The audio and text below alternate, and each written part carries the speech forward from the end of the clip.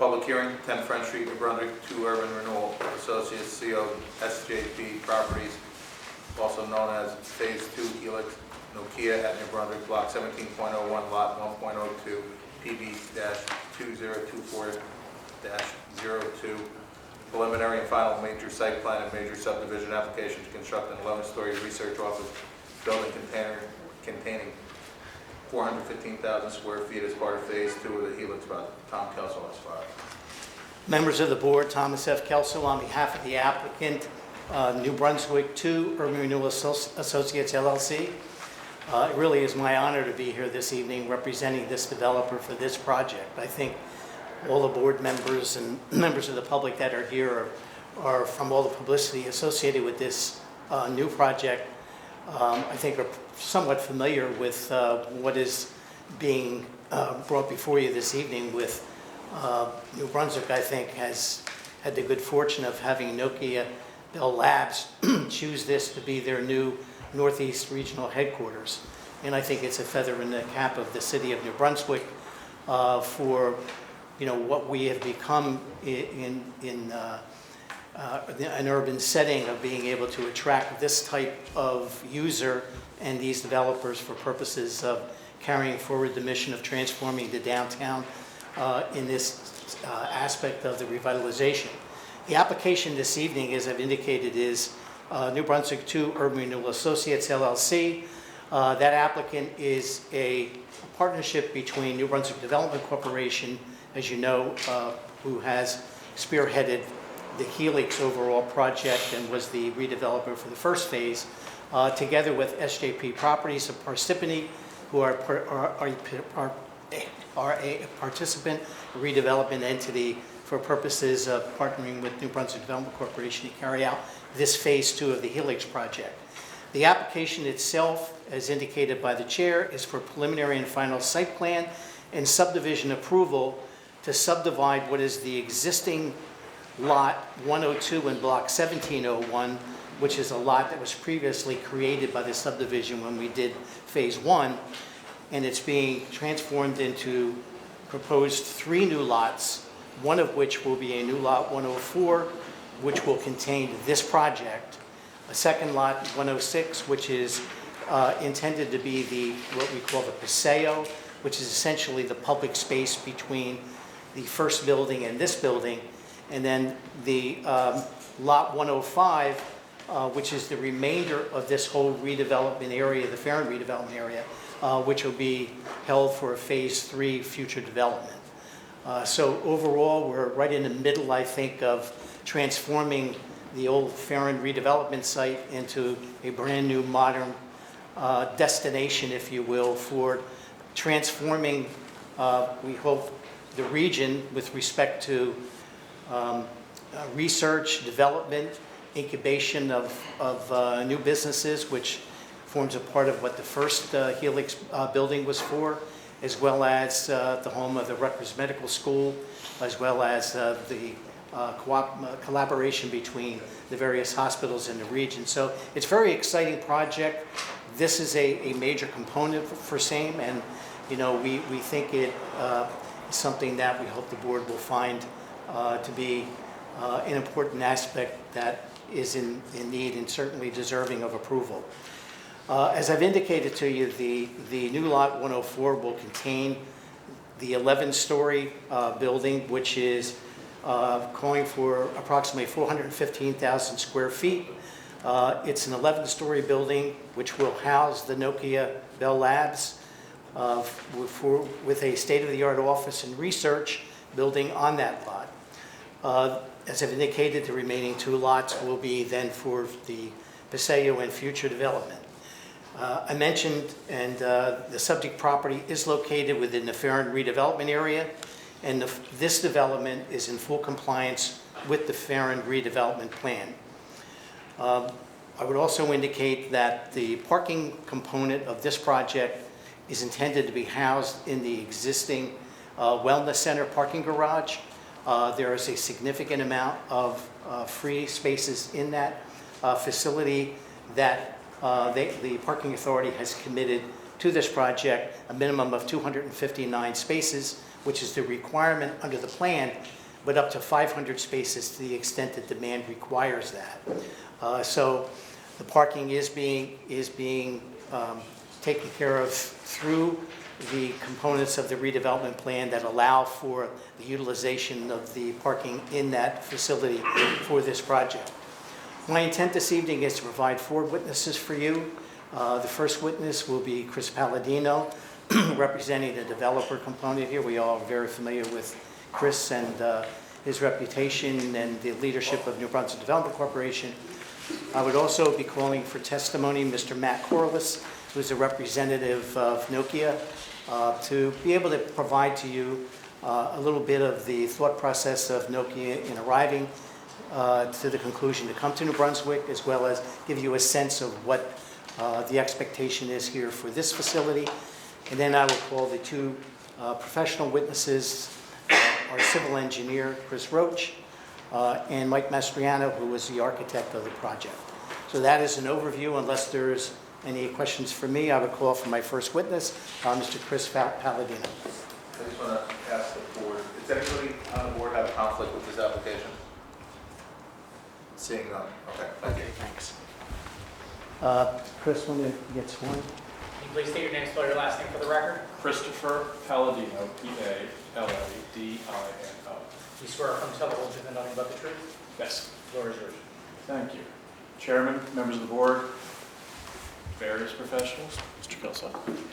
I appreciate that I'm under oath, but I don't believe that it's hyperbole to suggest the historic significance of this application and this project. And New Brunswick has had a whole tremendous amount of historical moments. 1766, Rutgers is founded. 1776, Alexander Hamilton staves off General Cornwallis as Washington retreats to Princeton. In 1869, first intercollegiate football games played. 1886, Johnson & Johnson's founded. Maybe just as important, in 1978, when I came to college at Rutgers, Johnson & Johnson decided to stay and recommitted to the city and build its headquarters here. And Nokia Labs relocating New Jersey's most exciting innovation center, the Helix, certainly hits those types of historic milestones.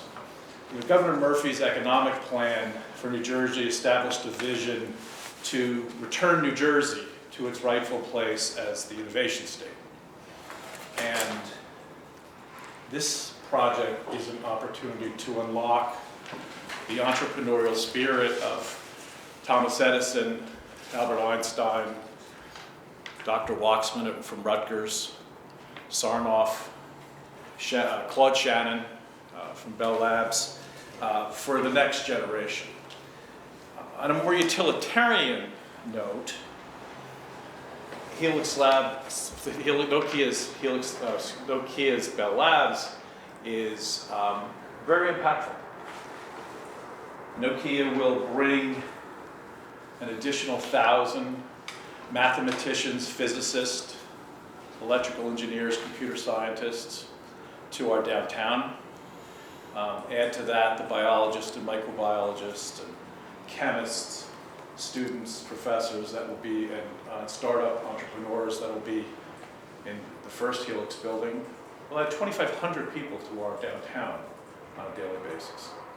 It has a tremendous impact to everybody who works and or lives here. The first 2 projects, H1 and H2, is unlocking about $40 million of value to the New Brunswick Parking Authority, and at a minimum is going to create an additional $3.2 million of property taxes on an annual basis to the city. The first 2 phases are already creating and will create thousands of construction jobs, all union jobs, New Jersey building trade jobs. Less noise will probably be.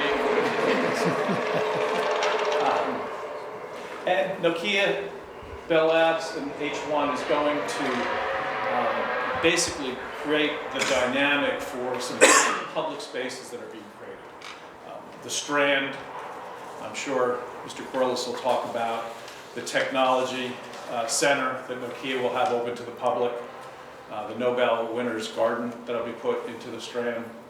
And this project really has accelerated the redevelopment and modernization of the New Jersey Transit and New Brunswick's train station.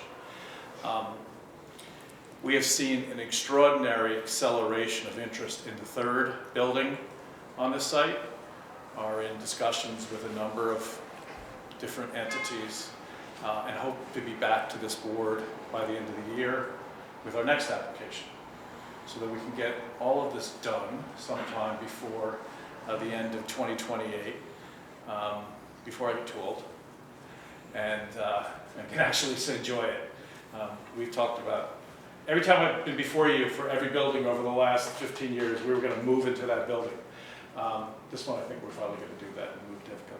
So, look, I appreciate your attention and your consideration of what is a truly historic application and a truly historic time for our city. Thanks. Thank you. Unless anyone has questions for Mr. Palladino, I would add that he graduated from Rutgers in '78. Is that what he said? And he's old? No, I went and started there. You were long gone. I'm the one that's getting old. I am. Any member of the board president have any questions for Mr. Palladino? Next witness, please. At this time, I would call Mr. Matt Corliss for testimony. Can you please state your name, spell your last name for the record? Matt Corliss, C-O-R-L-I-S-S. Do you swear or affirm to tell the whole truth and nothing but the truth? I do. Mr. Corliss, you are here tonight as a representative of Nokia Bell Labs, correct? Correct. And what is your title? Director of Strategy and Technology. Okay. I think that what I'd like you to do, if you could, is to just give the board a sense of the perception that Nokia Bell Labs has. They're coming to New Brunswick, what the expectation is with respect to the operations in the building, just to get a flavor, a little bit more depth than what Chris did. Sure. But I think it's important that Sure. I'm the program leader responsible for at Nokia to move our headquarters in Murray Hill to New Brunswick. Thank you for this opportunity to share how excited we are at Nokia Bell Labs to move to New Brunswick.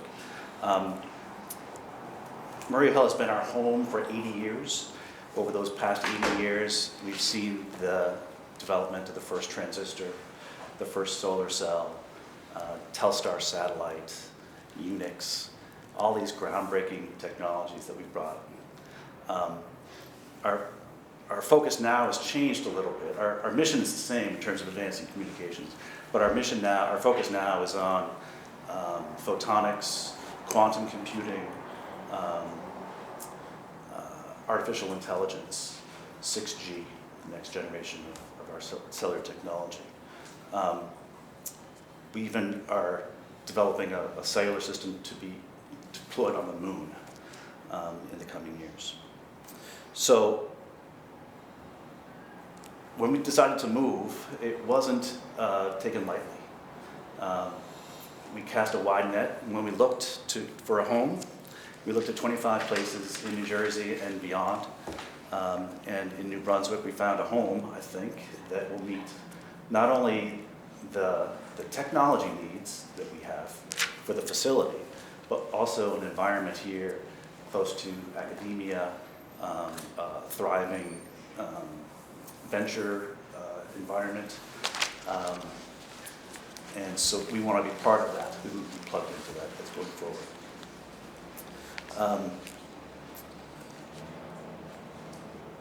Chris mentioned our Nobel Prizes. We've won 10 Nobel Prizes. We've won Grammys. We've won Emmys. We even won an Oscar. We intend to bring all of those to New Brunswick.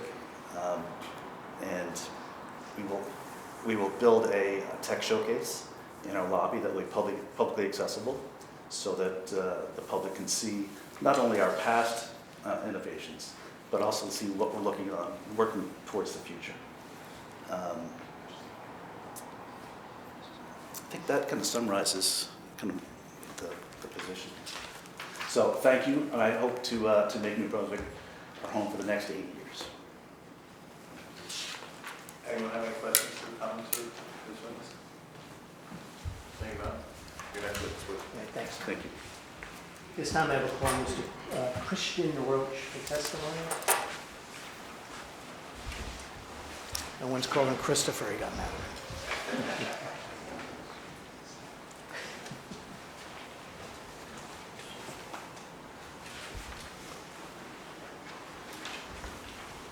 Can you please state your name, spell your last name for the record? Sure, it's Christian Roach, R-O-C-H-E. You swear affirm to tell the whole truth and nothing but the truth? I do. Mr. Roach, you have appeared before this board and other boards in the past, correct? Many times. Have your credential changed in any way?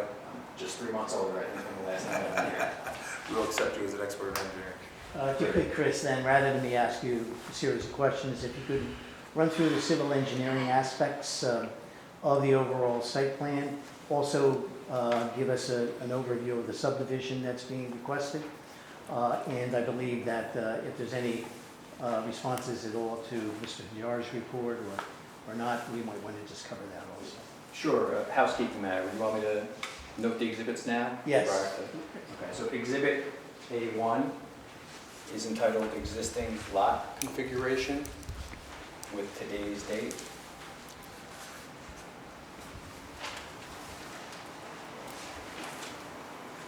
Exhibit A2 is titled Proposed Lot Configuration, again with today's date.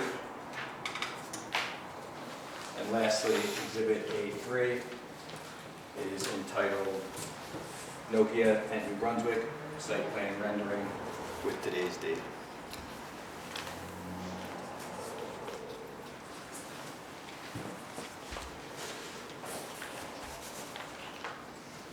So the overall Helix site is 3.2 acres. It's generally bounded by French Street to the north, Spring Street to the east, Patterson Street to the south, and Kirkpatrick Street to the west. The site is currently comprised of 2 lots. The first lot is identified as Block 17.01, Lot 1.03, which is approximately 1.12 acres. That's the lot where the H1 building is currently under construction. The remainder of the Helix site is identified as Block 17.01, Lot 1.02, and that's approximately 2.12 acres and contains the eastern and southern portions of the property. As I move to Exhibit A2, we are proposing a subdivision as part of this application tonight, and what we're proposing to do is subdivide the aforementioned Lot 1.02 into 3 new lots. Those 3 lots will be Block 17.01, Lot 1.04, which will be approximately 1 acre. That lot will house the new H2 or Nokia building. Block 17.01, Lot 1.05 will be approximately 0.76 acres. That will contain the southern portion of the site. And then lastly, Block 17.01, Lot 1.06, which will be approximately 0.36 acres, will house the new Paseo or Plaza area. Most importantly, all 3 new lots are fully conforming with the Barron redevelopment plan. So as we move to Exhibit A3, what the applicant is proposing to construct on the property is an 11-story building with a ground floor footprint of approximately 37,000 square feet. In total, the building will provide 415,000 gross square feet. While the building does occupy the majority of the project area, we still are proposing a significant amount of sidewalk and hardscape area around the perimeter of the building, along with an access drive to the south, which was previously approved as part of the Phase 1 building. That access drive, it's a private road, it's not a public road, is a one-way orientation, providing vehicles access from Spring Street to the west to Kirkpatrick Street. We're also proposing a drop-off at the northeast corner of the building, adjacent to Spring Street. That drop-off is approximately 100 feet in length. It allows for the queuing of 4 to 5 vehicles. The rationale behind the drop-off is we thought the drop-offs were going to happen here anyway. We want to get those drop-offs outside of the roadway area. We're fully compliant as well with the parking and loading requirements of the redevelopment plan. Just going through some quick math, the redevelopment plan requires 0.6 parking spaces per 1,000 square feet of gross floor area. Using the 415,000 gross square feet, we're required to have 249 parking stalls, all of which will be provided in the wellness parking deck, which is located approximately 275 feet to the west of the proposed Nokia building. Within the wellness deck, we'll also be providing EV charging and ADA parking required stalls. We're required to have a minimum of 10 EV stalls and 7 ADA stalls, which will also be provided at that location. Mr. Kessler mentioned we do have a letter from the parking authority stating they have the capacity to handle the parking at that location. From a loading perspective, in accordance with the redevelopment plan, we're proposing to do our loading on site. The on-site loading area will be adjacent to Spring Street. It has the capability to handle up to 4 vehicles. The largest vehicle it can handle is a WD-67 tractor trailer size truck, and it can handle vehicles all the way down to typical trash and recycling operation vehicles. In order to accommodate the loading movement, we are proposing the removal of 4 parking stalls on Church Street and 4 parking stalls on Spring Street. I know there's an existing loading zone on Spring Street for the adjacent residential use. We are proposing to make that entire area a loading zone. Nokia is obviously not using that loading area full time. They're just using it when they're backing their trucks in for a few minutes each day. And in the interim period, other loading activities can take place within that area. I'm sure the question is going to be asked, how many trucks are we talking about on a daily basis? We anticipate the larger truck variety up to a maximum of 2. Those are WB67s, and then there'll also be some smaller trucks utilizing that area. One of the benefits of doing the loading on site is once the trucks are able to back into the loading area, we have the ability to close the door within the loading area, meaning that we're not going to be inhibiting any movements on the sidewalks or within the roadway once we make the movement into the loading area. I'll note just from a pattern perspective, we anticipate that the trucks will end up coming down Spring Street, they'll make the reverse movement into the loading area, and then they'll have the ability to leave to the north to either go westbound or eastbound on French Street. As I continue to make my way around the building, there is a proposed tank yard proposed at the southeast corner of the building. We will be providing oxygen and nitrogen tanks, and the architect will talk more about that here momentarily. I'll just note that those tanks are being designed in accordance with state and federal requirements, meeting all types of clearance and openness requirements for the screening going around that area. We are proposing some site landscaping as well as hardscaping around the perimeter. The plans now call for 2 trees along Spring Street. Based on some commentary from the city's planning consultant, we're agreeing to increase the amount of trees around the perimeter site from 2 to 8 to be fully conforming with the redevelopment plan requirements. From a lighting perspective, we're proposing 8 new LED light fixtures. These are standard PSE&G light fixtures you see all around the city, and they've been located and designed as such to meet all photometric requirements. On the north side of the building, we're proposing 3 flagpoles. Those flagpoles will have a maximum height of 35 feet and have a maximum area of 60 square feet. There's 3 flagpoles. We anticipate one will be the American flag, the second flag will be a Nokia flag, and then the third flag is going to change based on events of the year. It could be a state flag, and it could also change as we have different historic ones. For the most exciting part, stormwater management and utilities. Stormwater management for the project was already designed with the H1 building to get a low-grade detention system going between the buildings to meet all applicable state, city, and county requirements. And then on the utility end, a lot of the utilities were installed as part of the Phase 1 development, specifically the 10 middle line around the site, and we've done some advanced work on the sanitary sewer system. Most of those connections will be tying into the existing systems in Spring Street. So, Mr. Kessler, unless you have any other questions, I'll just state that we did have to review letters from the planning consultant and the engineer. We have no objection to fully complying with the comments within those letters. I have no further questions for Mr. Roach, if the board wishes to direct any. Any member of the board or board professional have any questions for this witness? Seeing none, the next witness, please. Thank you. At this time, I will call Mr. Michael Mastriano.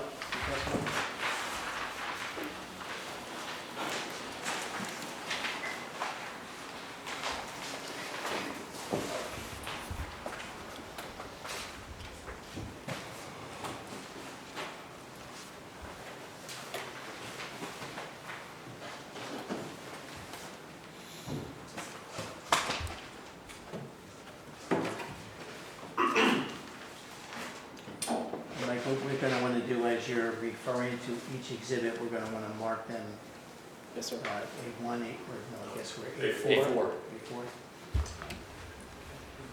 Can you please state your name, spell your last name for the record? Michael Mastriano, Mastriano. Do you swear affirm to tell the whole truth and nothing but the truth? I do. Floor is yours. Mike, you're a licensed professional architect in the state of New Jersey, is that correct? That's correct. In that capacity, you're familiar with the architectural design, interior and exterior of the proposed building? That's correct. Could you give the board the benefit of your professional qualifications and experience? Of course, I hold a Bachelor of Science in Architecture from the Catholic University in Washington, D.C. I hold a Master's of Architecture from the Illinois Institute of Technology in Chicago, Illinois. I have 14 years of industry tenure. I hold my registrations in the state of New Jersey and in the state of New York. I would offer Mr. Mastriano as a licensed professional qualified to provide architectural testimony. Well said. Thank you. Mike, if you could then, as an overview, give us an orientation of the building, its location, supplementing what Chris testified to, and then feel free to go through both the exterior and interior floors with regard to the building, give the board and the public an understanding of just exactly what's getting built. Of course. Shall we run through the exhibits the way Christian did? Yeah, you can do that. Probably makes it easier. So exhibit A4, titled Nokia at New Brunswick Building Rendering.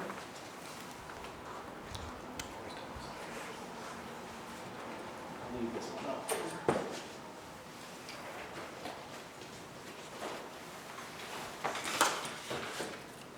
Exhibit number 2, or A5, titled Nokia at New Brunswick, will be the floor plans. And these will be 3 separate floor plans provided. Ground floor, typical floors, and the rooftop.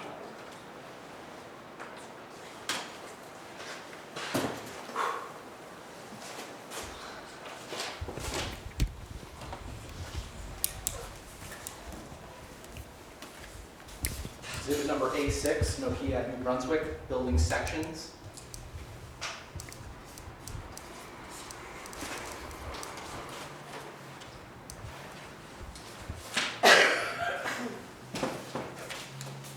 And the final exhibit will come in 4 separate posters here. Nokia at New Brunswick, building elevations, A7.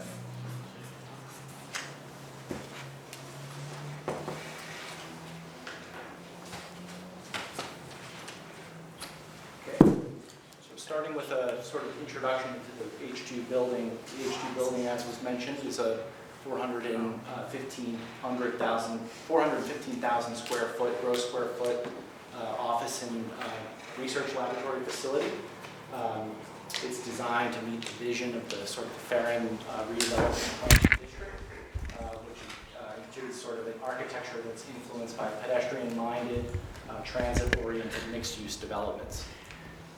The sort of as a signature piece of the Helix development, the building program, which is sort of a mixed-use laboratory, high bay research, conferencing and office workplace environments, is catered to directly to the design criteria of the building anchor tenant, which is Nokia Bell Labs.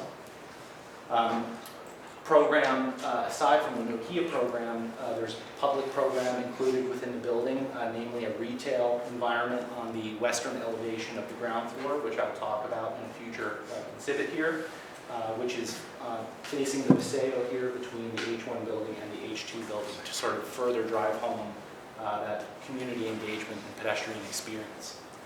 The building is sited across the street from the New Brunswick train station, which puts it at a perfect location for tie-in to the greater Northeast Corridor sort of transit region, and allows the face of the H2 building to sort of be the prominent face of the Helix development, and also kind of be a hub for innovation, research, and collaboration within the development. The building features an all-glass curtain wall system.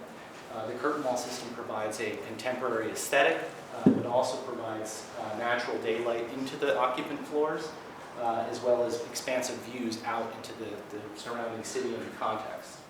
The building's curtain wall system and building systems are designed and engineered to the design standards of Nokia Bell Labs, which include an all-electric building with sustainability targets of LEED Gold certified building. Switch now to the floor plan exhibits, which would be A5.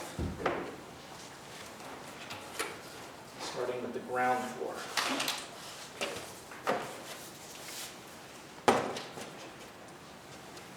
So the ground floor is an obvious natural place to start to walk through the floor plans. We'll start at the ground floor, then we'll go to the typical floors, and then we'll end up at the rooftop. So at the ground floor, the idea of the ground floor is to sort of enhance the pedestrian experience of the Helix development as a whole. So one of the key programmatic pieces at the front of the building that's doing that is the building lobby and program area, located here in this beige color. So across the street from Albany Street, you'll find the main building entry here, which opens into this expansive lobby that acts as sort of a receiver or a collector from visitors and building occupants coming from the train station across the street, coming from rapid transit bus, ride share, and also personal vehicle parking that's based at the Wellness Center, Wellness Plaza Garage that Chris mentioned. The lobby features an expansive and highly transparent structural glass curtain wall system that, again, not only allows daylight and visibility and community activation into that lobby, but also provides sort of a wayfinding element as a front piece of the building so that the building entries are obvious and inviting. Keeping in sort of the spirit of that transparency as we move down to the southwest portion of the building, here's the retail that I mentioned in the previous exhibit that opens onto the Paseo that allows for, again, that community engagement and activation of the pedestrian experience along the Paseo. It's an important part of the Farron redevelopment plan for that sort of pedestrian experience to be tied into the H2 building. As we move south in the plan to the southwest corner, you'll see all this gray space here is the back of house shipping, handling, and holding areas for the loading dock, the PSC&G's electrical rooms, Nokia programmatic storage, and then the loading dock itself. As these back of house areas want to have visual screening and not have pedestrians looking into it, the building cladding, as you'll see in the elevations to come, is a stone masonry panel cladding, which allows that shielding to happen, but it also provides sort of a stately and solid base to the building to ground it into its contents. The other advantage of the stone masonry panel system is where we have opportunity to pull from some of the stone datums and scales that are germane to New Brunswick to bring sort of New Brunswick's local context into the facade of the new project as sort of an homage to the past. As we work along the south to the gas yard that Chris Roche mentioned, the gas yard contains gas storage tanks that are located alongside their supporting equipment on concrete pads. Around the gas yard is a screening element. It's a 53-foot tall metal mesh panel screen wall system that I'll explain in a bit more detail when I touch onto the elevations. Now's a good time to move up to the typical floors here.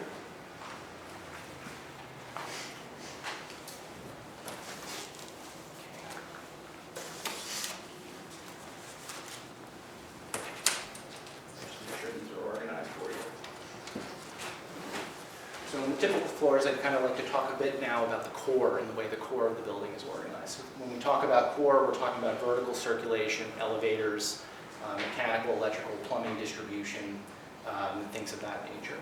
So the core is anchored in the center of the building, but justified to the west side along the Paseo here. So the centralized location of the core features 2 egress stairs, and 2 banks of elevators. One of the banks to the north containing 6 passenger elevators, the bank to the south containing a freight elevator and a service elevator. The advantage of the centralized core from the egress stair standpoint is sort of compliance with code travel distances for first and foremost, but also sort of a wayfinding trick to allow familiarity with where the stairs are in the plan, and allow building occupants to reach the stairs easily and accessibly, as the stairs will also contribute to communicating vertical circulation from floor to floor in the building. The advantage of the centralized core from the building infrastructure standpoint is the ability to run vertical mechanical, electrical, plumbing, and telecommunications services up and down the building from a central point location and then feed them into the floor plate at a more economical and efficient run capacity. One other thing to note here about the typical floors is sort of the north-south orientation of the plan. So when I say north-south, the west and the east elevations have a more expansive surface area to them. Obviously, the west elevation along the Paseo has the core here.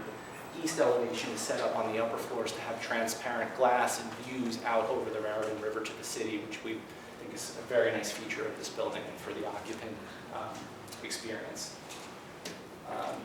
Transition up to the roof.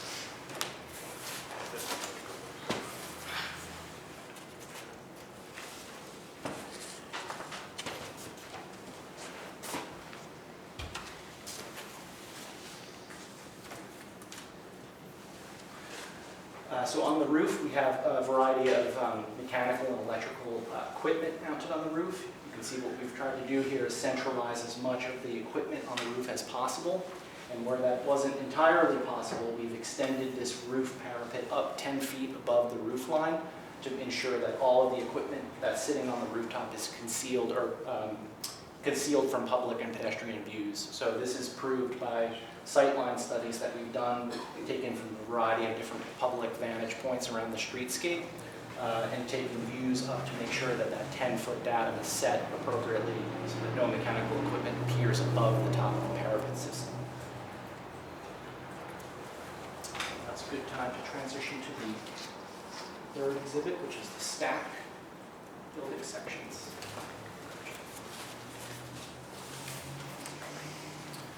So the building sections will give us sort of a view of the height of the building and how the height is distributed across the floors. So the H2 building is 255 feet tall. It has 11 floors.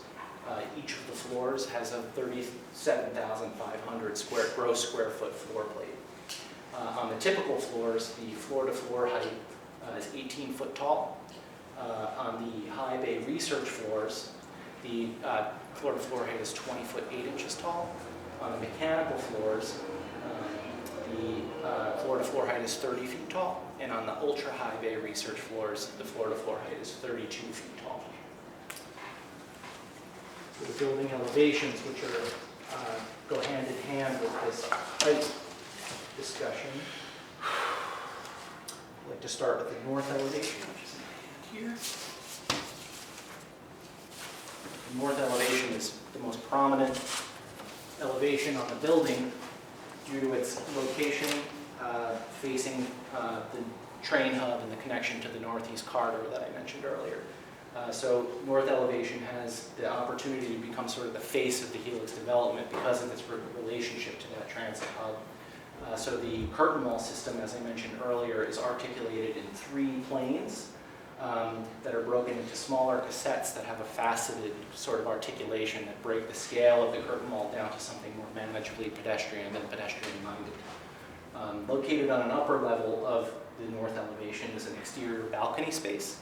The balcony space allows for more enhanced views out to the urban fabric, but also provides an amenity space for building occupants and ties the H2 premier face directly into its context. The last thing to note on the north elevation is one top of house sign at the top of the building. And again, the location for this top of house sign is because of the prominence of the location of this building face.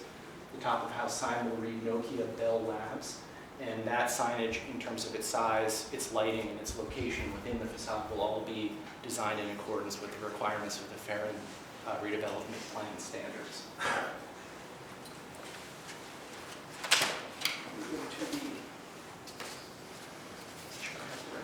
Moving to the east elevation, around the east corner of the building, you'll notice that there are a few architectural louvers that are distributed along the elevation. The louvers serve as mechanical intake and exhaust for the air system for the building. You'll see that the louvers are deployed on the east and on the south elevations because we consider these the low traffic elevations of the building. And by low traffic, I mean that the north elevation is discussed as the prominent face. The west elevation has been discussed as the Paseo face. So the east and the south are sort of the lower pedestrian experience faces of the building, which is why the louvers are sort of programmed there so they're less sighted from a more populous urban pedestrian experience. As Chris mentioned in detail, the loading dock here down at the bottom, located on the ground floor in the southeast corner. The loading dock is sized to accommodate 4 loading bays. 2 of those loading bays can accommodate 53-foot-long delivery vehicles, which is the largest delivery vehicle that's expected for this facility.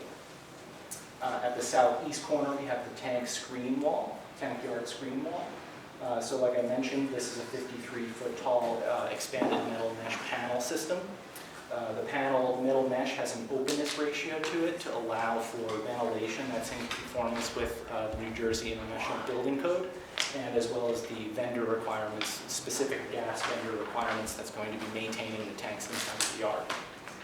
The panelization of this particular mesh allows us to put access doors that are streamlined and fairly concealed for the tank drivers to arrive and fill maintenance and service of the tanks within inside of the yard.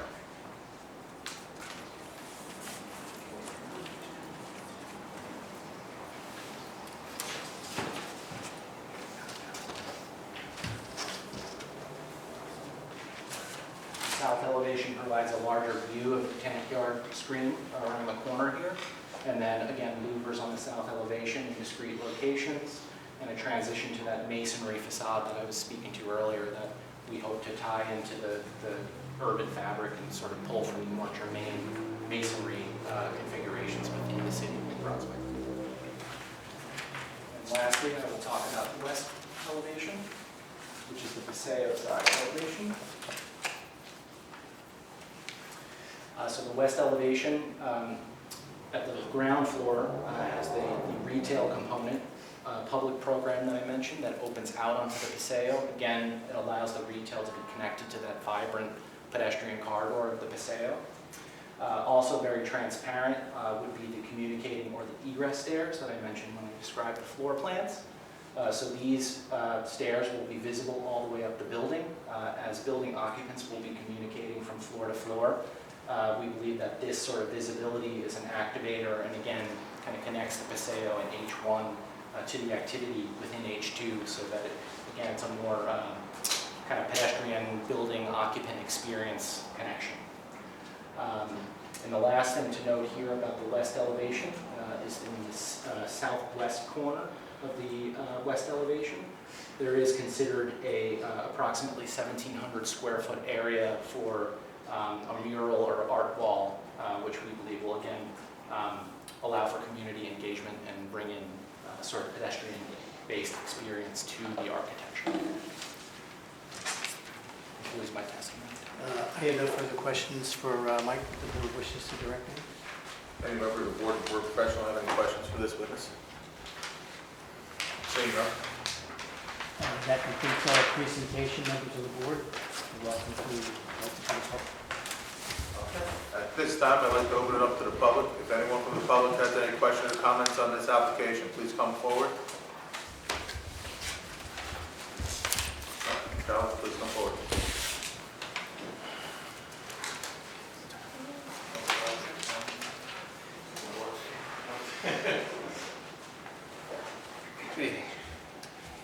Please state your name, spell your last name for the record. Yes, Charlie Cradaville, Kratovil. You swear affirm to tell the whole truth and nothing but the truth? Yes, sir, I do. The floor is yours. Thank you. Good evening. I'll be as brief as possible, but I do have a number of questions. I guess I wanted to start with the environmental situation there because I didn't hear that mentioned. So I know there was a memorandum in the record, March 28th. Underground storage tank was removed in 2022, but there's also 2 off-site contamination sources, including one that appears to not have been resolved. And this is the contamination that actually came from the county complex right across the street. It was discovered in 1989. It's a long time ago. What's happening with the contamination there from that? Hey, Chris, can you answer the question? Sure, so the county remediation, Charlie, has been ongoing for the last few years. There's been several treatment methods utilized, including injection wells. We're nearing the end of that ongoing remediation, and we anticipate that there will be no effects on the proposed construction as that remediation wraps up. The county has their own licensed site remediation professional who's handling that ongoing work. Okay, that'd be CME. Correct. Okay, I just, seems like it's been close to being finished for all the time that I've been asking about it, so I don't know, like, what additional milestones need to be met to be complete? A lot of the ongoing remediation work, it just takes time. You're doing injections to try and reduce concentrations. Sometimes that can happen very quickly, sometimes it takes a little bit longer based on the most recent data that we've seen trending in the right direction. Very promising. It should be done in the very near future.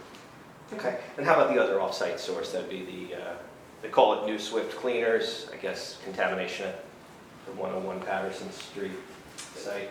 That's being handled by a additional licensed site remediation professional, an LSRP from Woods Neiman Consulting firm. At this point in time, we anticipate no impacts on not only this building, but also the H1 building as a result of that ongoing work. Thanks for addressing those questions. I did have some more. There's a reference to rapid transit bus. We don't have that in New Brunswick, do we? This maybe is forward-looking, but I'm not missing something. We don't have rapid transit buses I here. think it's forward. We should. Good. The parking space removal, that would require approval from City Council, not the Parking Authority, correct? Correct. Okay. The electric vehicle charging stations that would be added to the wellness, who's paying for them? Where does that? Developer. The developer, okay. The tank yard was mentioned several times, but I don't know if it was mentioned explicitly why we need to have oxygen and nitrogen tanks for this facility. Can somebody put that on the record? Yeah. Mike, you want to answer? Sure. Nokia will be advancing their research and development and sort of technical innovation within the facility. And what that means is sort of an advancement in their research and experimentation, which would include quantum computing, optical research, AI, and industrial technologies. In order to support this research, the tanks, which contain nitrogen and oxygen, provide environmental controls that support that research. Okay. I saw references to truncated domes. I don't know what exactly those are. What is a truncated dome and where are they going to be? It's on the sidewalk, Charlie. It's an indication for potentially blind people as you're walking. Corner. At the corner, exactly. Got it. Okay, I know what you're talking about. They're red. Thanks.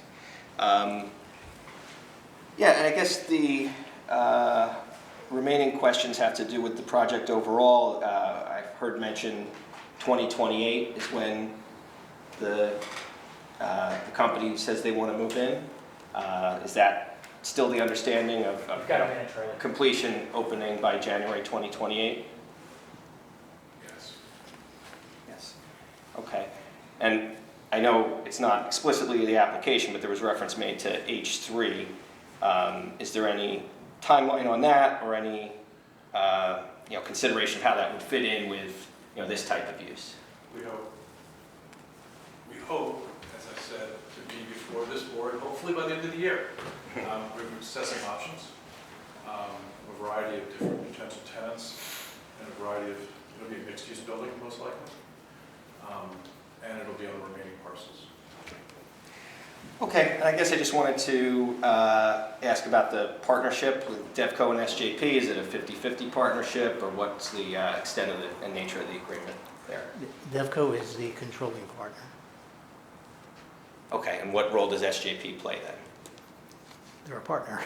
Okay, so It's a combination because they develop together, they're funding, joint funding, all of those things that come into play. okay. Is that my time or something? Yes. Okay, well, I'll yield the floor then. Thank you for answering my questions. Good luck. Thank you. Any other member of the public have any question, comment on this application? Seeing none, I'm going to close the public portion. I'll be able to close. Other than to say it again, this is really an exciting project for the city. The second in the series of hopefully 3 fantastic developments that really are going to change the nature of the downtown. And Chris mentioned before about the train station, and I think I want to emphasize that. Obviously there's, between transit and the county and MCIA, ongoing development of the train station. Hopefully that's going to advance itself fairly quickly to the extent of hopefully being close to being available when these buildings are open. But otherwise, I defer to the board. Mr. Council, I understand this to be a redevelopment project in a redevelopment zone. There are no deviations requested and no waivers No, requested. correct. So I'll read the conditions. Please. All right, should the board act favorably, the following conditions shall apply. Compliance with the terms of the city engineering report dated April 2nd, 2024. Submission of all necessary easements and or cross-access agreements for review and approved by the board attorney and city. April 5th? Yeah. Okay, sorry. Updated. Prior to filing of same, payment of a site performance bond in an amount reviewed and approved by the city engineer. Submission of a site inspection escrow deposit for engineering and inspection fees in an amount calculated pursuant to Title 16.24.60. Water and sewer connection fees, payment of all water and sewer connection fees pursuant to Titles 13.04 and 13.08. Issuance of a road opening permit from the city engineer if required. Compliance with the terms of the Big No Planning Report dated April 3rd, 2024. Planning review escrow funded for all anticipated post-approval reviews. Payment of any other fees due to the city of New Brunswick related to development or use of this project. Payment of all outstanding taxes and water and sewer fees. Middlesex County Planning Board approval or waiver. DNR Canal Commission approval or waiver. Freehold Soil Conservation District approval or waiver. Filing of subdivision in accordance with the MAP Filing Act. Submit engineering site plan to comply with any changes required by the planning or engineering memos or plan amendments offered at the hearing. Submit architectural plans to comply with any changes required by the planning or engineering memos or plan amendments offered at the hearing. All utilities and site improvements to be maintained by the applicant at sole expense. All on-site utilities to be constructed underground. All temporary approaches to the public right-of-way shall require city council approval. All construction staging shall be done on-site unless an encroachment allowing into the public right-of-way is approved by city council. Streets shall be kept clean of sediment and debris. The applicant shall cause the streets to be cleaned if directed to do so by the Director of Public Works. Traffic pads shall be installed at all construction exits. Replacement of damaged streets, curbs, sidewalks as per directed city engineer. No special conditions or variances required, and so those are all the conditions. Thank you. I'd like to just, before I make a motion, I appreciate the historical and the utilitarian context of this project and the economic impact that it's going to have on the city, as well as the social engagement that it's going to bring to our community. And with that, I'd like to make a motion to approve. Okay, was that Zach second? Okay. All right, Yulitza Checo? Yes. Carlina Melendez? Yes. Suzanne Sikora Ludwig? Yes. Diana Lopez? Yes. Zach Wright? Yes. John Cox? Yes. All right. Thank you very much. Congratulations. Thank you. Thank you.